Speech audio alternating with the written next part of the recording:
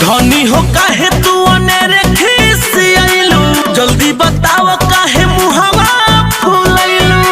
अच्छा खिसियाइल बड़ू का? हाँ तो का करी? बड़ी बा काम तू आराम जाके करो, अपना मरद संगे ऐसे ना लड़ो।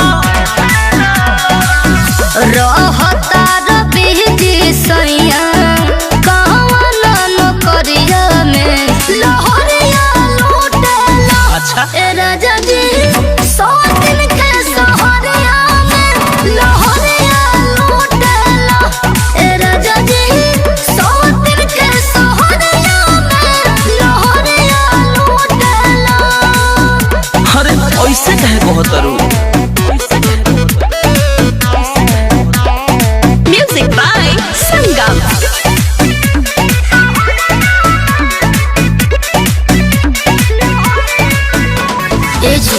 धड़कता छतिया रतिया लगला पहाड़ हो, मोर बवही जमा जाई हमार होई का हमार हो। बोलो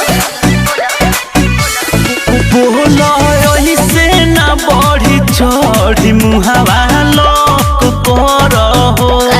अभियो बानी हम पवित्र जौनी शक करहो। सुनी जी बोली ना। जानतानी बसल कवनो बिया नजरिया में लहरिया लूटेला। ए राजा जी 100 दिन के सहरिया में लहरिया लूटेला।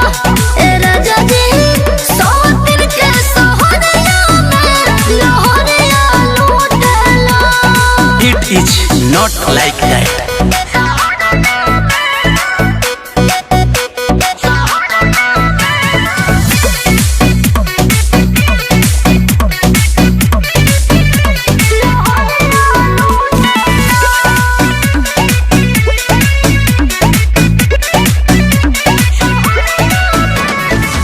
राहुल रोशन मन लगत न मोरा, जब से तू सुते लगला सवतिया के कोरा।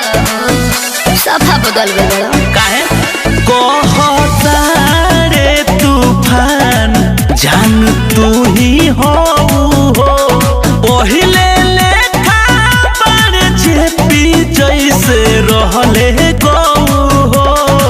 बुझलू? सुनी कहीं मोहन कद डूबे मोर जाई जहरिया में लहरिया लूटेला। और ना राजा जी 100 दिन के सहरिया में लहरिया लूटेला। ए राजा जी 100 दिन के सहरिया में लहरिया लूटेला। भाला बताई इहे काम बनू महाराज। हाँ तो का करी? ओ हो जा धन बाड़ू।